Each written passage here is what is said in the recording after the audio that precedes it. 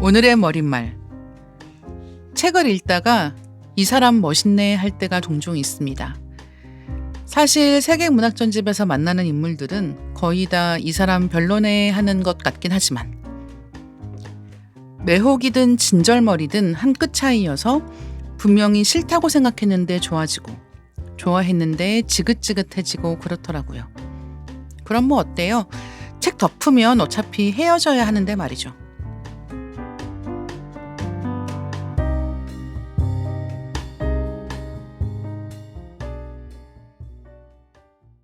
안녕하세요. 리딩 케미스트리에 오신 여러분 환영합니다. 저는 진행을 맡은 이다혜입니다.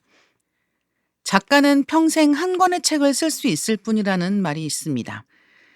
다른 작품들을 발표하는 것 같아도 인물들을 움직이는 근본적인 이유를 파고들면 모든 인물에 공통되는 무언가가 발견된다는 뜻인데요. 어떤 사람들은 평생 한 유형의 사람만을 사랑한다고 말할 수 있을 것 같아요. 새 애인이라고 데려왔는데 아니 이 사람 그때 그 사람하고 너무 비슷하잖아 싶을 때가 있거든요. 어떤 사람은 외모 외길 인생을 걷고 어떤 사람은 성격 외길 인생을 걷습니다. 과거의 시행착오에서 배우는 사람도 있겠습니다만 어떤 사람은 그저 좋아하는 방향으로 뚜벅뚜벅 걸어가면서 다른 부분도 비교적 문제가 없는 사람을 찾을 뿐인 것 같습니다. 오늘 함께 해주실 게스트님은 생방송 카레닌이 좋다. 네, 박혜진 편집자님 모십니다. 편집자님 어서 오세요. 안녕하세요. 미음사 해외문학 편집자 박혜진입니다. 네. 근데 작가님 되게 웃긴 얘기를 네. DJ 톤으로 잘하시네요. 어떤 사람은 외모 외길 인생을 걷고 어떤 사람은 성격 외길 인생을 걷습니다. 이런 말을 그렇게 멋지게 하시다니. 근데 진짜 이렇지 않나요? 그런 것 같아요. 사람들마다 그러니까 자기는 잘 인식 못하는 것 같은데 맞아요. 옆 사람이 볼 때 이를테면 뭐 동생이 뭐 애인을 데려왔는데 라든가 네. 아니면 뭐 베프가 결혼할 사람을 데려왔는데 쟤 그때 만나던 그 사람하고 너무 비슷한데 막 이런 느낌 들 때가 있어요. 어떤 사람은 또 막 매번 바뀌는 경우도 있는데 또 누군가는 항상 또 그 공통되는 무엇이 있어서 예전에 이제 제가 어떤 이제 몇 명에서 이제 이런저런 얘기를 하다가 누가 자기가 뭐 좋아하는 운동선수 얘기를 하는 거예요. 네네. 그래서 근데 전 처음 들어보는 이름이어가지고 그래요? 누구지? 라고 생각하고 이제 보통 이제 요새는 이러면 다 이제 스마트폰에서 찾아보잖아요. 딱 얼굴이 딱 뜨는 순간 자기 배우자랑 똑같이 생긴 사람인 거예요. 네, 그래서 너무 웃겨가지고 이렇게 똑같이 생긴 사람을 만나기도 쉽지 않을 것 같은데 그러니까 누가 누구를 닮았는지가 중요한 게 아니라 이 외모가 그 결을 좋아하시는 거구나. 이 결을 너무 좋아하는데 그런 면에서는 굉장한 거죠. 딱 그 사람 이상형이랑 만난 살고 거죠. 계신 거네. 네네 그렇습니다. 와. 어떠신가요? 저요? 카레닌. 저는 일단 카레닌 같은 스타일을 계속 좋아하는 것 같아요. 왜냐하면 제가 좋아했던 어떤 배우나 이런 것들을 살펴보면 되게 외국 배우를 많이 좋아하고 그리고 영국 배우를 많이 좋아하는데 그 영국 배우 특유의 그런 느낌이 있잖아요. 그런 느낌을 되게 좋아해요. 조지 맥카이 배우를 되게 좋아하는데 그 배우가 이렇게 약간 항상 스타일이 좀 올드맨 스타일로 많이 입고 실제로 같은 옷을 계속 입고 막 약간 이렇게 제가 그런 걸 되게 좋아하거든요. 너무 아웃핏에 많이 신경을 쓰지 않는 것 같은 너무 느낌? 스타일리시하고 너무 힙하고 이러면 약간 마음이 식는다. 맞아요. 네. 그래서 뭐랄까 이렇게 그 성수동을 다닐 것 같은 사람들이 아니라 맞아요. 네, 오히려 좀 어디에 진득하게 앉아서 책상 앞에 앉아서 조용하게 뭔가 일할 것 같은 사람을 찾는다. 이런 사람들이 사실은 그렇게 길바닥에 돌아다니진 않기 때문에 만나기가 좀 힘듭니다. 그런 분들은 힙한 카페를 잘 안 가시고 진짜 동네 카페 있잖아요. 되게 오래된 사장님이 하시는 동네 카페 그런 데를 선호하는 유형을 선호하죠. 근데 조지 맥카이라는 배우를 제가 말했는데 알아들으시는 분 진짜 처음이에요. 네, 근데 그런 일이니까. 뿌듯합니다. 어쨌든 되게 다 누구나 자기가 알든 모르든 외길 인생을 걷는다. 네. 뭐 일단 오늘 이야기하면서 이런 부분은 더 많이 얘기할 수 있을 것 같고요. 근데 여기 질문 없는 걸 너무 많이 지금 넘는 거 너무 많이 했고 질문 네. 넘어갈 거예요. 네, 알겠습니다. 네. 편집자님도 업무를 위해서 혹은 네. 일상생활에서 AI 많이 쓰시는지 여쭤보고 싶은데요. 보통 AI 어떻게 대하시는 편인가요? 이 질문을 제가 최근에 너무너무 많이 그쵸. 받았어요. 뭐 예를 들면 그냥 정말 이렇게 뭐 낯선 분들을 만나서 인사를 나눌 때 그냥 뭐 민음사 다니고 있습니다라고 말하면 제일 먼저 하시는 질문이 이거일 때가 많아요. 근데 출판사에서도 AI 많이 써요? 이 질문 많이 하시고 제가 뭐 도서관이나 이런 데 북토크 가서 마지막에 Q&A 받으면 꼭 독자님들이 AI를 얼마나 쓰는지 이거 물어보시거든요. 여기서 처음 얘기하는데 이 질문에 두 가지 버전이 있어요. 1번 바보 버전, 2번 현실 버전이 있어요. 근데 왜 바보 버전을 준비했냐면 어쨌든 많은 분들이 그 출판사는 AI와 무관하게 바라는 어떤 기대감을 갖고 계세요. 그렇죠. 약간 마지막 남아있는 네. 영토 같은. 그런 길 바라시니까 그리고 저도 어쨌든 이 회사에 속한 일원으로서 최대한 보수적으로 말해야 될 것 같은 의무감을 느끼는 거예요. 하지만 또 현실적으로 회사에서 보면 저희가 어쨌든 이 AI의 습격에 대비하려면 지피지기잖아요. 그렇죠. 그러니까 특히나 투고를 해서 들어오는 원고가 AI를 거쳤나 안 거쳤나를 파악하려면 사실 저희도 써봐야 되거든요. 안 써보고서 그걸 알 수는 없으니까. 그러다 보니까 AI와 관련된 사내 교육도 하고 뭔가 사람들이 다 뭔가 책으로 배우는 게 습관이 된 사람들이라서 강사님 오셔서 막 교육도 하고 그리고 많이 듣기도 하고 뭐 이런 상황에서 어떻게 저작권 보호를 할 것인가 이런 거에 대한 논의도 하고 사실 내부적으로는 어쨌든 이 AI와 어떻게 같이 그치. 공생해 가면서 근데 이 AI에서 나온 텍스트를 뭐 그대로 당연히 복붙해서 저희가 컨텐츠로 만들진 않잖아요. 그러다 보니까 이때 이거를 어떻게 우리가 더 좋은 방향으로 쓸 수 있을 것인가에 대해서 되게 면밀히 많이 논의를 하죠. 이 상반기 이제 다 지나갔잖아요. 벌써 6월인데요. 네네. 편집자님이 꼽는 나의 상반기 책이 있다면 어떤 걸까요? 저는 지금 사실 읽고 있는 책을 꼽고 싶어요. 근데 이건 제가 정말로 뭐 소개하기 위해서 말씀드리는 게 아니고 그냥 제가 읽고 있는 책인데 저는 알베르 까미의 희곡 칼리굴라를 읽고 있어요. 이 책을 제가 왜 소개하는 것도 아니고라고 말을 했냐면 소개할 때 절대 소개할 수 없는 금기의 책이 있거든요. 근데 그거는 뭐 다른 출판사 책도 아니고 원서도 아니고 바로 절판된 책입니다. 왜냐면 맞아. 절판된 책을 소개하면 놀리는 것밖에 안 되잖아요. 읽을 수 없는데. 근데 이 책이 절판이 다 되어 있더라고요. 칼리굴라가. 그래서 제가 그 중고 서점에서 웃돈을 주고 책 한 권에 지금 3만 얼마에 주고 사서 읽고 그 있는데 정도면 살만한 거죠. 살만한가요? 그리고 아마 도서관에는 많이 살아 있을 거예요. 근데 제가 이 책을 왜 읽고 싶었냐면 그 제가 좋아하는 에세이 중에 장그르니의 까미를 추억하며라는 책이 있는데 거기에서 이제 까미에 대해서 쓰면서 이제 장그르니가 이렇게 서술을 한 부분이 있어요. 그는 많은 질문을 받았다. 여기서 그는 까미죠. 응답은 이미 그의 작품에 제시되어 있었다. 어느 날은 브라질 대학생들로부터 왜 철학적인 희곡을 쓰느냐는 질문을 받았다. 알다시피 그의 대답은 재치 있는 경구였다. 사람은 죽습니다. 그리고 사람은 행복하지 않습니다. 이 두 문장 속에 아주 개괄적인 철학이 들어 있습니다. 라고 말했다는 그 서술이 있는데 여기서 말하는 그 철학적인 희곡이 칼리굴라거든요.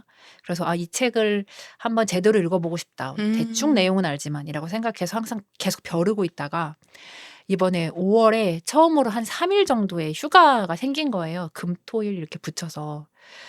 그래서 그때 책을 읽지 않을까? 아니면 뭐 힐링되는 책을 읽을까? 그렇게 고민을 하다가 이게 휴가가 요즘에 너무 귀하다 보니까 이걸 대충 쓰고 싶지가 않은 거예요. 왜냐면 진짜 이 휴가라고 해봤자 겨우 3일이고 이 시간이면은 아이랑 뭐 공원에 한 번 더 나갈 수 있는 시간으로 내가 책을 읽는데 그냥 읽고 싶진 않아라고 생각을 해서 진짜 읽고 싶었던 칼리굴라를 그래서 사서 읽은 거거든요.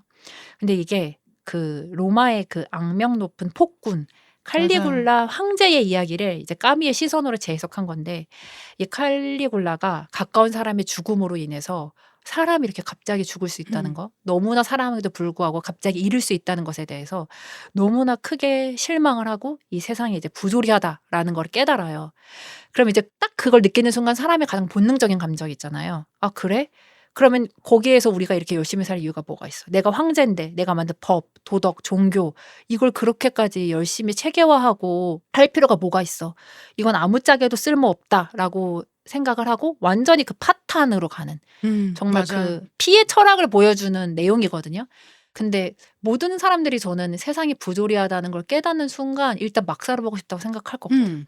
근데 이거를 이 작품을 통해서 한번 보면서 그래서 이 사람이 최후에 어떻게 되는지를 지금 따라가고 있는 과정인데 너무 재밌고 그리고 저는 사실 희곡을 되게 좋아해요. 제가 막 얼마 전에 그 무슨 이순재 연기학원 다닌 걸로 인터뷰를 한 적도 있는데 이게 뭐 예를 들면 내가 까미에 대해서 읽는다. 까미에 대해서 이해를 한다. 이런 개념이 아니고 그 희곡을 읽으면 약간 뭔가 까미를 쓰는 느낌이 들어요. 되게 음. 뒤집어 쓰는. 그래서 막 이거 나오는 막 대사들 같은 거를 그냥 소리도 내서 혼자 읽어보면서 너무너무 재밌어서 아, 이 책 진짜 사실은 좀 소개하고 싶은데 절판된 게 너무 아깝다 싶은 책이에요. 저는 이 칼리굴라 책 지금 읽고 있는데 이게 가장 좋은 것 같아요. 다시 나올 가능성은 없을까요? 이렇게 말씀해 주시니까 너무 궁금하기도 한데요. 그 아마 이 작품이 지금 제가 읽고 있는 것도 오해라는 작품이랑 같이 이렇게 들어있는데 아마 조합을 잘 찾으면 살아있는 음. 게 있을 수도 있을 것 같고 그쵸. 최고의 작품. 이게 그 부조리라고 하는 게 사실 되게 어려운 개념이잖아요.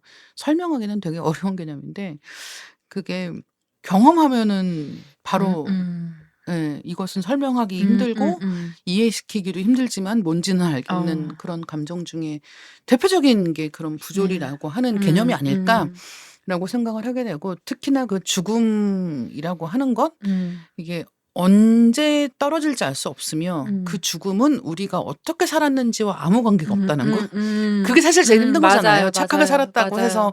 오래 사는 거 아니고 음. 죽음이 순순하게 찾아오는 게 아니다라고 하는 것을 받아들이는 게 되게 힘든데 맞아. 그러니까 너무 좋은 사람이 빨리 맞아. 떠나고 뭐 아무리 내가 기도를 해도 떠날 사람은 떠나고 막 네. 이런 것들 그다음에 그 사람이 오늘의 내가 될 수 음. 있다라는 깨달음 같은 게 늘 거기에서 큰 힘을 발휘하는 건데 그런 것을 이 죽음에 처한 나로 풀어가는 이야기는 많지만 이 이야기를 폭군을 가지고 한다? 맞아요.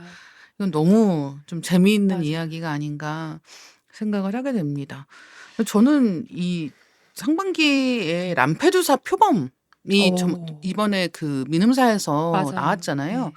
네. 이 책을 상반기에 봤는데 이게 이경미 감독님이 시네마테크의 친구들 영화제라고 해서 네네. 그 영화 감독님 뭐 배우분들 뭐 관련된 일을 하는 뭐 평론가 이런 사람들이 이제 영화관에서 다시 보고 싶은 자기의 되게 좋아하는 중요한 영화들을 선정해서 상영을 하는 그런 행사가 있는데 거기서 이경미 감독님이 올해 레오파드를 하신 거예요. 오. 비스콘티 감독의 레오파드를 하면서 저도 이제 이 표범 보고 레오파드 옛날에는 그냥 뭐 비디오로 봤나? 뭐 하여튼 이렇게 조그만 화면으로 봤는데 네네. 이제 이 영화관 가서 큰 화면으로 보게 네. 된 거죠. 근데 이 표범이라는 책이 옛날에 절판이 한 번 됐었고 그다음에는 아예 한국에서 구할 수가 없어서 네네. 이제 영어권 국가로 여행을 갈 때마다 이걸 살까 말까 맨날 생각을 하게 되는 거예요. 네. 왜냐하면 영화는 되게 좋게 봤고 책이 되게 궁금한데 '이걸 어떻게 하지?'라고 생각을 진짜 하다가 살까 말까를 하여튼 그래서 맨날 정말 이 책을 볼 때마다 살까 말까, 살까 말까를 막 진짜 30분씩 고민을 하고 네네. 안 샀단 말이에요. 근데 이번에 출간이 돼서 그죠. 너무 기쁜 마음으로 약간 '기다린 보람이 있다.' 같은 느낌으로 네. 열심히 읽은 기억이 납니다. 이게 이 람페두사가 람페두사 섬을 다스린 람페두사 영주 그 집안의 네. 후손이거든요. 그래서 맞아요. 예. 이 사람은 자기가 이 람페두사가 이제 사실상 이 집안의 거의 마지막 사람인데 이제 자기가 이 가문을 물려받았을 때는 거의 할아버지쯤에서 다 재산을 탕진해 가지고 남은 게 없는 그런 상황이었고 람페두사는 1 차 대전, 2 차 대전에 다 참전을 합니다. 2 차 대전 때는 금방 돌아오기는 네. 했지만 뭐 하여튼 뭐 포로도로 잡히기도 하고 막 이런 일들을 겪었던 거예요. 그리고 이제 뭐 이 시대의 세계 문학이라고 하는 게 잘 아시겠지만 그 세계의 종말 같은 느낌. 이 네, 시기에 네. 지식인들이 받아들이는 1차 대전, 2차 대전이라는 거는 사실상 세계의 종말이었기 음. 때문에 이제 그런 상황에서 이 귀족 계급의 몰락이라고 하는 것 그리고 일단 자기네 집안은 몰락을 했고 그다음에 그게 아니라고 해도 이제 어떤 한 시대가 네. 저물어가는 이런 상황에 대해서 쓴 책이거든요. 근데 자기 동시대를 가지고 쓴 게 아니라 예전을 네, 가지고 썼단 네. 말이에요. 1860년 이때를 배경으로 해서 이탈리아가 통일되던 시대를 배경으로 이제 이 이야기를 쓴 건데 비스콘티도 부잣집 아들이거든요. 비스콘티도 귀족 집안 자식입니다.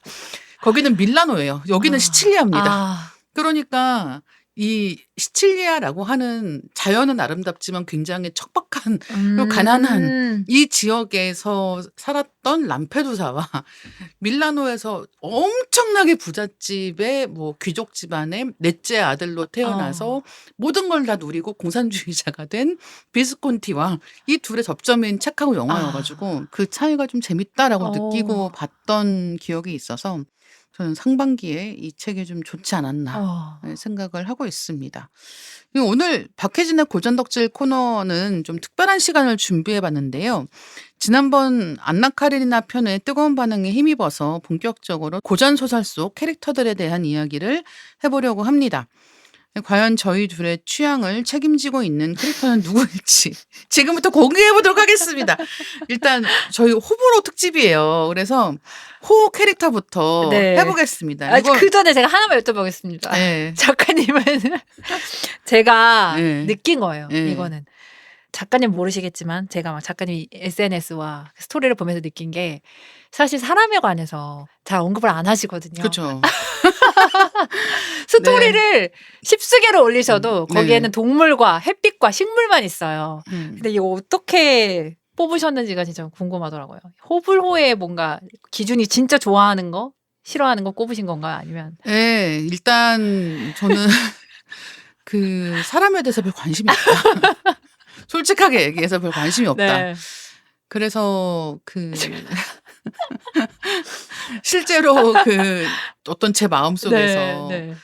그 제가 이제 올해 상반기에 쓴 책 중에 영화의 언어라는 책이 네, 있거든요. 네. 거기에 이제 뭐 그 영화 속 물건들, 네. 뭐 미장센 이런 것에 대한 글이 있는데 저는 제가 진짜 좋아하는 그림 양식이라고 하면은 양식이라고 할 수 없겠네요. 어쨌든 제가 그 스타일? 좋아하는 그림 장르가 정물화예요. 오. 정물화가 영어로 스틸 라이프라고 부른단 네. 말이에요. 이 스틸이라는 말이 가만히 있다는 뜻도 네, 있고 네. 죽었다는 뜻도 있거든요. 네. 그래서 이 정물화라고 하는 건 사실은 물건이 그냥 있는 것을 그리는 네. 그런 건데 이 라이프라는 게 그래서 좀 또 재미있는 약간 그렇네요. 해석의 여지가 있는 거죠. 그러니까 물건에 대한 이야기가 아니라 사실 생명, 그런 것에 대한 어떤 그림 같은 느낌이 있는 표현인 거예요. 근데 저는 이제 그 정물화라고 하는 장르가 또 여러 가지 또 그 스타일이 있는데 그 중에서 제일 또 유명한 것 중에 하나가 메멘토 모리잖아요. 네, 사람은 네, 등장하지 네. 않지만 우리는 언젠가 죽을 것이고 네. 지금 이 순간 우리는 삶의 한가운데에서 죽음을 기억해야 한다라고 하는 것을 담아내기 네, 위해서 네. 물건 그리고 이제 사실 뭐 죽은 동물 네. 아니면은 막 상하기 직전에 혹은 상하고 있는 과일들 이런 것들이 이제 거기에 주제로 네, 들어가게 네. 되는데 이런 것들을 되게 좋아한단 말이죠. 근데 영화도 마찬가지거든요. 저는 이 배우들 너무 좋아하고 연기라고 하는 게 이 부분에서 되게 중요하다는 것도 알고 있지만 그것만큼이나 사실은 물건들, 예, 거기 그냥 놓여 있는 것들, 예, 별로 자기 주장을 하는 것 같지 않지만 이 사람에 대해서 많은 것들을 이야기해주는 그런 것들을 되게 좋아해서 그런 부분에 대해서 관심이 좀 많은 편이고 사람에 대해서는 저는 사람에 대해서 솔직히 얘기하면 기대가 없다. 그래서 저는 누구나 네. 어떻게든 될 수 있다고 생각하거든요. 어떻게든 될 수 있다? 무슨 뜻이죠? 그러니까 예를 들면 카레닌이 좋아. 그쵸? 카레닌에 대해서 우리가 어떻게 설명하잖아요. 그러니까 네네. 우리가 그때 녹음할 때 했던 얘기는 이 사람이 셔츠 단추를 끝까지 끝까지 잠그는. 잠그고 예. 그렇게 어떤 금욕적이면서 네. 단정한 네. 누군가를 설명을 그렇게 하지만 네. 사실은 그 사람이 언제나 그런가? 그건 아니거든요. 아, 어떤 의미로 말씀하시는지 예. 알겠어요. 그러니까 네. 사람은 그렇게 음. 평면적으로 이 사람은 이래. 우리는 그렇게 얘기하는 게 쉬우니까 그 방식을 택하지만 그럴 수 있는 사람은 아무도 없고 대체로는 그 사람이 가지고 있는 장점이 단점이 됩니다. 그렇죠. 너무나 정확한 말씀이십니다. 그렇죠. 그래서 예. 내가 이 사람을 사랑했던 바로 그 이유 맞아요. 때문에 정말 죽여버리고 싶게 된단 말이에요. 이제 그런 게 한 가지가 있고 또 하나는 이게 어떤 사랑의 감정도 마찬가지인데 우정도 비슷한 거예요. 우정의 감정이라고 하는 것도 생각을 해보면 언제 우정이라는 게 위기를 겪고 끝나게 되는가. 우리는 어떤 사람하고 친한 동안은 이 사람이 가지고 있는 내가 싫어하는 단점을 기꺼이 인내합니다. 원래 그 사람은 그런 사람이야. 다른 사람하고는 그것 때문에 문제가 있어. 하지만 나는 얘가 좋으니까 그런 것들에 대해서 눈을 감는 거예요. 그러니까 그 사람이 그만큼 훌륭한 사람이라 친구가 되는 게 아니고 좋으니까 그런 다른 여러 가지 문제들에 대해서 눈 감고 있단 말이에요. 참아주는 거죠. 참아주는 거죠. 네. 근데 어느 순간 참지 않기로 하는 거예요, 그냥. 근데 너무 정확하다. 네. 근데 그러면 끝나는 거예요. 그러니까 아무런 무슨 그러니까 사건 맞아요. 사고 당연히 사건 사고가 맞아요. 있을 수도 있겠죠. 근데 그걸 떠나서 그냥 내가 어느 순간부터는 오. 눈을 똑바로 뜨고 보기로 하는 거죠. 그러면은 얘 이런 건 안 되겠어. 마치 그때서야 뭔가 이상한 것을 발견하게 되었다는 듯. 근데 그거 다 보이던 거거든요. 그러니까 이제 저는 누구를 봐도 항상 누구나 좋은 면도 있고 나쁜 면도 있고 맞아. 뭐 누가 아니야 얘는 이래 그냥 님이 그렇게 보기로 선택한 것일 뿐이다. 나오는 입장이기 때문에 저는 사람에 대해서는 별로 관심이 없다. 근데 저랑 생각하시는 게 너무 비슷한 것 같아요. 저도 근데 뭔가 작가님이 좋고 편하다고 생각한 이유가 그냥 무의식적으로 좀 그런 걸 느꼈던 것 같은 게 제가 어쨌든 작가님이랑 같은 라디오 프로그램에 출연하고 이렇게 작가님 프로그램에 나오기도 하는데 되게 오래전에 팔로워를 신청했는데 안 받아주시는 그랬나요? 그리고 제가 심지어 그 스토리에 다 댓글도 많이 달고 아 진짜요? 네, 그리고 그걸 막 퍼가기도 하고 이러는데 네. 아무런 관심 없으세요. 근데 네, 작가님이 뭐 그렇다고 SNS를 안 하는 것도 아니야. 하는데 관심이 없으신 거예요. 관심이 없어요. 저는 저 스토리 진짜 많이 올릴 때는 엄청 많이 올리거든요. 몰아서. 근데 남의 스토리는 아무것도 안 봅니다. 그 무관심 속에서 제가 뭔가 편안함을 느낀다고 스스로 생각을 했어요. 네. 왜냐면 저도 약간 작가님이랑 좀 비슷한 면이 있거든요. 어떤 사람에 대해서도 좀 그런 면이 있어서. 근데 저는 이제 그러다 보니까 뭐 5년, 10년 그 사람을 알고 지내도 늘 비슷한 거리를 되게 유지하는 것 같은 거예요. 그래서 그게 최근에 조금 이게 맞나? 라는 생각도 들었었고 그리고 제가 한 회사를 어쨌든 한 10년 정도 다니는데 저희 회사에서 그 평어를 쓰는 게 이렇게 유행처럼 번졌던 시기가 있었어요. 그러니까 선후배 사이에도 그냥 우리 평어를 쓸까요라고 말하면 뭐 차장이랑 사원이 그냥 뭐 누구 이렇게 부르게 되는 거. 근데 제가 어느 날 문득 깨달은 게 아무도 나에게 평어를 쓰지 않는 어려운 거지. 어려운 거예요. 그러니까 그게 뭔가 그래서 제가 막 물어봤어요. 근데 왜 나한테는 안 하지? 그랬더니 근데 그 존댓말 쓰는 거를 편안해 하시는 거 아니에요? 라고 이렇게 얘기를 하시는데 뭐 맞아요. 근데 그것도 맞는데 맞고 그게 이렇게 배려해 주셨다는 것도 알겠는데 근데 나는 뭐 잘 살고 있는 건가? 약간 이런 생각 전 들기도 했었거든요. 근데 뭔가 작가님이랑 되게 비슷한 느낌인 것 같아요. 책 읽을 땐 좀 다르잖아요. 그러니까 실제 사람을 대하는 거하고 책 속 사람을 대할 때하고 좀 다르다는 느낌 받으시나요? 저는 완전히 그런 것 같아요. 왜냐면 실제 사람에 대해서는 계속 그 사람의 어떤 입체성? 이거를 의식하니까 그 사람이 뭔가 복잡한 존재라고 생각을 하게 되면 사실 선뜻 좋아하기도 선뜻 미워하기도 어려운데 이 책 속의 인물들은 특정한 상황 속에서 이제 어떤 특정한 그 뭔가 성격을 부여받은 채로 움직이는 거잖아요. 그러다 보니까 몰입도 쉽게 되고 그리고 쉽게 사랑하고 쉽게 미워할 수 있게 되게끔 만들어져 있지 않나? 라는 그쵸. 생각이 들어요. 그리고 많은 경우에 작가들이 네. 이 인물에 대해서 어떤 식의 판단을 유도하는 방식으로 아, 인물들을 구성하거든요. 그러니까 여러 가지 얼굴을 보여주는 것 같지만 입체적으로 인물을 구성하는 것 같지만 어쨌든 이 인물의 역할은 이 이야기에서 어떤 역할을 하게 되어 있는 아. 방식으로 넣는데 그냥 쉽게 얘기를 하자면 현실에서는 누구나 빌런이고 누구나 주인공 하는 거거든요. 그러니까 그죠. 여기서는 주인공인데 저기 가면 빌런이고 다 이제 그런 식으로 살게 되기 때문에 단순하게 얘기하기가 되게 힘들고 맞아요. 예. 그러니까 사람을 싫어한다고는 얘기를 했지만 정확하게 얘기하면 그렇게 막 판단하고 싶지 않다. 맞아요. 예. 판단하고 예. 싶지 않아. 그러니까 근데 맞아요. 문제는 정확해요. 예, 사람들은 계속 판단을 요구하거든요. 어때? 뭐 나는 이랬는데 너는 어때? 이런 식으로 아니면은 나는 얘 싫은데 뭐 어때? 이걸 계속 맞아요. 요구하고 요구받게 되는데 사실 저는 그렇게는 하고 싶지 않거든요. 정확해요. 예. 무관심한 게 아니라 판단하고 싶지 않은 그러니까. 거예요. 이 정확한 언어. 예. 왜냐면은 저는 항상 사람에게 그런 그 뭐라 해야 되나 혐의를 받아요. 너는 사람한테 관심이 없다. 근데 관심이 없는 게 아니에요. 진짜로 판단하고 싶지 않아. 그러니까. 모르잖아. 어. 이 사람 어떤 사람인지 충분히 알지도 못하는데 그리고 사실은 나도 잘 모르겠는데. 맞아요. 네. 그 친구에 대해서도 이 네. 친구 어떤 사람인지 매년 새로워. 볼 때마다 새로워. 맞아. 내가 알고 있다고 생각하지만 그렇지 않은 여러 가지 얼굴을 가지고 있다는 걸 매일 보게 되고 가족도 마찬가지인데 그러니까 저는 그 단정 내리는 게 너무 싫은 거예요. 네. 그래서 이게 그런 면에서 이 문학 작품 속의 인물들을 만날 때는 나한테 그걸 요구하지 않아. 내가 누구 편인지 맞아. 물어보지 않아. 맞아. 예.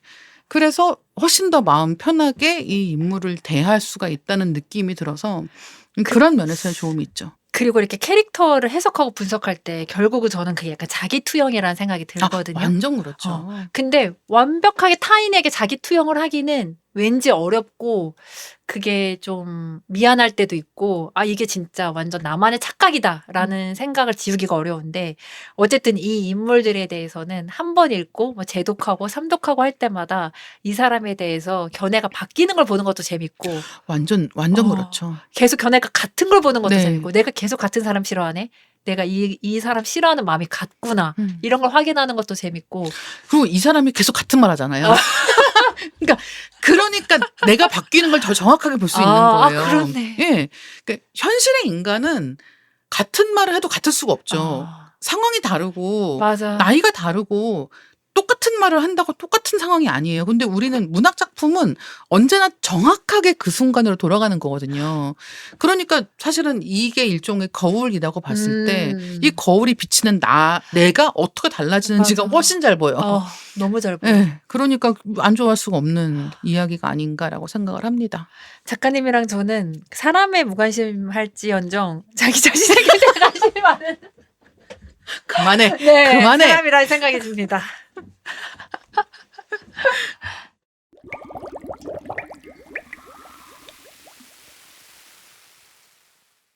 일단 호로 가겠습니다. 저 제인 작가님 오스틴의 먼저. 네. 오만과 편견에서 오만과 편견에서. 두 명의 주인공입니다. 다하시와 엘리자베스. 이게 왜 호죠? 저는 일단 둘 다 네. 갱생의 여지가 있다라는 측면에서 호입니다. 얘들이 죄를 지었나요? 죄를 졌죠. 무슨 죄를 지었죠? 일단 네. 저는 로맨틱 코미디 같은 장르를 되게 좋아하고 네. 그런 면에서 이 오만과 편견이라는 책의 존재를 알았을 때부터 제가 초등학교 고학년 때가 처음 읽었거든요. 네. 근데 그때는 너무 재미가 없는 거예요. 대체 이걸 왜 내가 알고 있는 로맨틱 코미디 같은 작품들하고는 전혀 비슷하지 않은데 이게 왜 그렇게 재밌다고 하는 거야? 라고 생각을 했었는데 초등학교 고학년 때 이걸 그쵸. 읽으신 그러니까 거예요? 너무 어려웠던 거죠. 그러니까 제가 그걸 어. 이해할 수가 없었던 거예요. 그러니까 뭐 어떻게 이 설렘이 어떻게 되고 이런 것들에 대해서 도저히 이 이야기로는 제가 그 나이 때에는 파악을 하기가 어려웠고. 그러니까 독서력은 있지만 경험이 그만큼이 그쵸. 안 되니까. 예. 그래서 전혀 이제 모르고 있다가 뭐 나중에 한 대학교 들어가서 하여튼 뭐 20대 초반 정도에 이제 그걸 다시 읽으면서 너무 잘 썼다. 그리고 제인 오스틴은 인간을 대사로 표현하는 데 있어서 거의 신이다. 맞아요, 라는 맞아. 생각이 든 거죠. 근데 이 다하시와 엘리자베스에 대해서 생각을 해보면 저는 이 이야기를 너무 좋아하는데 네. 이 다하시가 정말 이 사람은 로맨틱 코미디의 어떤 원형적인 인물이라고 생각하는 이유가 뭐냐면 궁극의 츤데레이기 때문입니다. 이 사람은 약간 그 요새 얘기로 하면은 혐오하지만 사랑하는 네, 딱 네네. 그런 느낌의 이야기잖아요. 그래서 네. 다하시가 엘리자베스한테 처음 고백하는 장면에서 너네 집안 참 별로고 맞아, 너 참 맞아. 여러 가지 면에서 정말 별 볼 일 아, 없지만 맞아. 그래도 나는 그래, 너 어. 정도면 괜찮은 것 같으니까 잘해보자라고 얘기하는 걸 고백이랍시고 하거든요. 네, 맞아요. 그러니까 이 사람한테는 그게 약간 용납이 안 되는 거죠. 자기 이성으로는 이렇게 집에 문제가 많은데 저 집 아버지도 별로고 어머니도 별로고 막 자매들 다 막 결혼하겠다고 막 이러고 있는 상황에서 우성해. 나의 미적 기준에는 전혀 맞지 않지만 그래도 어떻게 해볼 수 있을 것 같아라는 식의 나는 정말 양보해서 이런 얘기를 하는 거야 같은 얘기를 맞아. 하는 게 별로 부끄럽지 않은 사람인 거예요. 근데 이런 면이 이 다하시라고 하는 인물을 굉장히 잘 설명한다고 하면 이 엘리자베스라고 하는 사람은 또 그 말을 듣고 그지 같은 소리 하지도 마라 이 자식아라고 하고 거절하는데 네. 이제 거절한 다음에 싫다고 한 다음에 좋아지는 둘 다 약간 답이 없다. 그러니까 약간 옆에서 보면은 왜 저 사람들은 간단한 길을 놔두고 돌아가는가라는 생각이 들지만 좋아하는데 싫어하고 있지? 약간 그쵸. 이렇게 보는 예. 거죠. 그리고 싫다고 했지만 좋아하고 있지. 어쩌라고. 약간 이런 인물들인데 그럼에도 불구하고 결국은 거절당했다는 것에 앙심을 품지 않고 그다음 내가 싫다고 했던 것에 대해서 수치스러워하지 않고 결국은 갈 길을 간다라는 점에서 갱생의 여지가 있다. 왜냐면 사실은 좋아하잖아요. 그러니까 그쵸. 편지 하나면 마음이 녹는 거야. 그쵸. 그 사실 그쵸. 편지가 사실은 구실인 거예요. 되게 구실이죠. 길게 쓰긴 했지만 짧았어도 좋아했을 거야. 그쵸. 편지를 썼다는 것만으로도. 그러니까 저 사람이 액션을 취하면 나는 바로 넘어가 줄 맞아. 의향이 있는 데까지 가는 게 이 이야기의 되게 재밌는 부분인데 어쨌든 이 두 명의 사람들은 그런 면에서 행동을 할 수 있는 사람들이다 같은 느낌이 있어서 그래서 갱생의 여지가 갱생의 여지가 있다. 네. 그러니까 이런 정도로 커뮤니케이션을 할 수 있다면 살 수 있다라고 생각하는 거죠. 근데 그렇게 생각을 하면은 이 집에 이제 다른 자매들 중에 위기에 처해 있는 이미 위기에 처해 있는 사람이 좀 있는 것 같다. 라는 느낌이어서 저는 일단은 이 두 명을 좀 좋아하는 편이고요. 편집자님 한 명 말씀해 주시죠. 저는 셰익스피어의 리어 왕에 나오는 코델리아를 최근에 굉장히 좋아해요. 왜냐하면 제가 이 셰익스피어 리어 왕을 최근에 다시 읽게 된 이유가 제가 편집하는 책에 그 역자 선생님께서 역자 그 작품 해설을 써주셨는데 작품 해설에도 이렇게 제사를 다시는 분이에요. 되게 성심껏 쓰시는 분이거든요. 네. 근데 그 제사가 뭐였냐면 리어 왕의 5막 3장에 나오는 이 슬픈 시국의 무게를 감당해야 합니다. 해야 할 말 말고 느낀 것을 말합시다. 요거였어요. 근데 이 리어 왕에 보면 해야 할 말을 하는 사람들 그리고 느낀 것을 말하는 사람들 이렇게 딱 두 종류의 사람으로 나뉘잖아요. 그러니까 예를 들면 리어 왕이 내가 이제 너희들에게 묻겠다. 아버지를 얼마나 사랑하는지 말해봐라 라고 하니까 언니들은 그 상황에 해야 할 말을 하죠. 내가 아버지를 얼마나 사랑하고 막 아버지를 위하면 목숨도 바칠 수 있고 아버지가 없는 사람 공허하고 막 얘기를 한단 말이에요. 근데 이제 그게 아버지가 우리에게 이제 재산을 물려줄 것이기 때문이기도 하지만 사실 나이든 아버지를 기쁘게 하고 싶은 효심도 있겠죠. 근데 이제 그때 똑같은 질문을 했을 때 코델리아가 자기는 없습니다라고 말을 하거든요. 할 말이 없대요. 자기는 아버지를 도리로서 사랑할 뿐이지 뭐 그 이상은 아니고 막 이렇게 얘기를 해요. 그 아버지가 너는 어린데 그렇게 무정하냐 이렇게 말을 하거든요. 리어 왕이. 그랬더니 코델리아가 이렇게 어린데 이렇게 진실하옵니다 라고 얘기를 해요. 그러니까 난 내 사랑에 대해서 언니들처럼 반올림해서 말하고 싶지 않아. 그리고 아버지가 계속 날 얼마나 사랑하는지 말해보라고 말하는 것도 사실은 좀 부당하다고 생각해라고 생각하는 거예요. 내 사랑에 대해서 막 떠들고 싶지 않아. 라는 그 말을 분명히 하는데 그것 때문에 이제 사실 시작되잖아요. 리어 왕의 비극이. 근데 이게 어떻게 보면 굉장히 융통성이 없는 사람이고 뭐 나이 드신 아버지 얼마든지 좋은 말 할 수 하지만 있지. 가장 진실하다. 맞아. 가장 진실하다라는 점에서 저는 이 사람이 너무 좋은 거예요. 그리고 뭐라고 해야 되지? 신뢰할 수 있는 사람이라는 생각이 들고 제가 굳이 저를 얘기를 하자면 저는 해야 할 말을 되게 잘하려고 노력하는 사람이에요. 해야 할 말을 해야 할 상황에.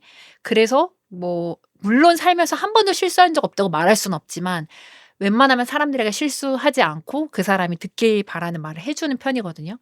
그래서 아까 뭐 계속 뭐 5년, 10년 계속 평행선을 달린다고 하는 이유도 실수하지 않기 때문에 어쩌면 적이 되지 않고 가는 그쵸. 것이긴 한데 또 한편으로는 그렇기 때문에 왜 뭐 발이 꼬여야 탱고라고 하는 것처럼 발이 걸려서 넘어진 사람도 없는 거예요. 그래서 저는 지금 제 옆에 있는 진짜 친한 친구들을 보면 저한테 무례를 범했던 친구들만 제 주변에 사실은 엄청 친한 친구로 남아있는 거예요. 나 그게 너무 뭔지 알아요. 아휴. 왜냐면 나는 선을 안 넘거든. 나는 안 넘어. 그러니까 저기서 선을 넘는 맞아요, 애들만 맞아요, 남아있어. 이거 되게 이상한 얘기 같지만 진짜 그렇고. 진짜 왜냐하면 그래요. 상대도 나랑 똑같으면 이 관계가 계속되지가 않는 거예요. 맞아요. 근데 저쪽에서 막 선을 넘어. 막 실수를 내가 해야 돼, 저 싫다고- 사람이. 예, 내가 싫다고 하는데 막 끌고 나가고 내가 싫다고 하는데 데려가고 이렇게 했던 사람들이 떠나질 맞아요. 않는 거예요. 맞아요. 그러니까 이쪽에서 떠나지 않기 때문에 이 관계가 성립하는 되게 희한한 상황이 되게 벌어진 희한한 거죠. 상황인데 제 주변에 보면 친구들도 그렇게 해서 지금 제 친구가 된 거고 뭐 다짜고짜 반말했던 친구 나이도 어리면서 뭐 이러는 사람들만 제 주변에 남아있고 심지어는 뭐 제 평생의 유일한 연인이자 남편인 그도 저한테 엄청나게 큰 말실수를 해가지고 제가 처음으로 사람과 그러니까 휴먼과 싸워봤어요. 저는 사람은 안 싸우거든요. 얼굴 붉히면서. 근데 얼굴 붉히면서 싸워본 유일한 사람이 사실은 뭐 어떤 말씀했는지 제가 말씀드릴까요? 네, 말씀해 보세요. 제가 그 전까지 연애 경험이 없이 처음으로 만나서 사귀게 된 사람인 거예요. 그래서 제가 나는 사실 연애 경험이 없다. 처음이다. 라고 했더니 그가 부담스럽다. 그렇게 얘기를 한 거예요. 근데 이게 그는 정말로 그냥 느낀 대로 말했대요. 제가 변명을 해보라고 하니까 하지 않았어요. 그냥 난 느낀 대로 말했다. 부담스러웠다. 근데 정말 저는 그 말에 너무 실망스러워서 근데 그 말밖에 할 말이 없었나? 라고 왜 해서 그렇게 느낄 수는 있지. 근데 그 말을 해야 되는 거였나? 그니까. 그래서 진짜 저는 길거리에서 사람이랑 싸웠는데 순간 내가 휴먼이랑 싸우고 있네. 이게 약간 근데 그 순간 나도 휴먼이 됐네 이거잖아요. 맞아요. 근데 진짜 저 얼굴 붉히면 싸운 게 그때 그 말이 처음이었어요. 누군가의 말에 못 참은 게. 근데 어쨌든 그 느낀 것을 말하는 사람들 저한테 뭔가 무례를 범하고 이렇게 확 얼굴 표정이 달라지게 하는 사람들하고 결국엔 친해지지 않았나?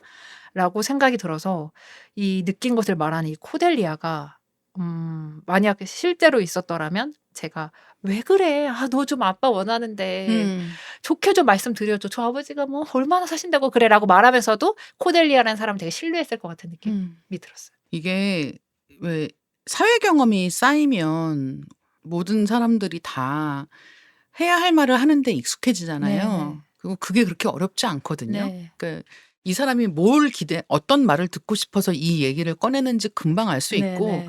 그 말을 정교하게 해주는 능력이 맞아요. 발달해요. 맞아요.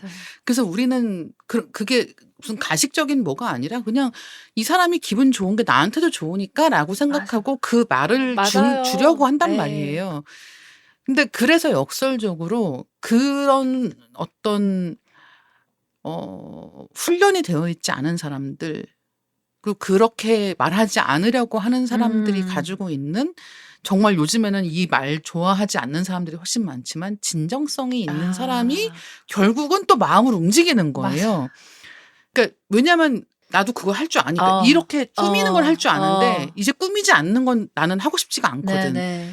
그러면 사람들이 나를 판단하기 시작할 네네. 것이고 나는 그런 시선에 놓이고 싶지 않아 라고 생각해서 내가 하지 않는 건데 누군가는 나는 이렇게 느끼고 있고 이게 나를 어떻게 만든다라는 식의 음. 것들에 대해서 순수하게 얘기를 하는 것 자체가 되게 귀하다라는 맞아요. 느낌이 들어서 이런 인물을 볼 때도 좋아하지 않기가 되게 힘들고 그 현실에서 사실 만나기가 되게 힘들기 때문에 더 음. 이렇게 책 속에서 만날 때 아, 이런 말 너무 귀하다라고 느끼기도 하는 것 같아요. 제 주변에 많아요. 제 친구들 만나보실래요? 아니요, 아니요, 다 아니요, 말 아니요. 실수를 합니다. 아니요, 계속 아니요, 실수 아니요. 없이. 아니요, 아니요, 아니요, 아니요, 아니요, 아니요.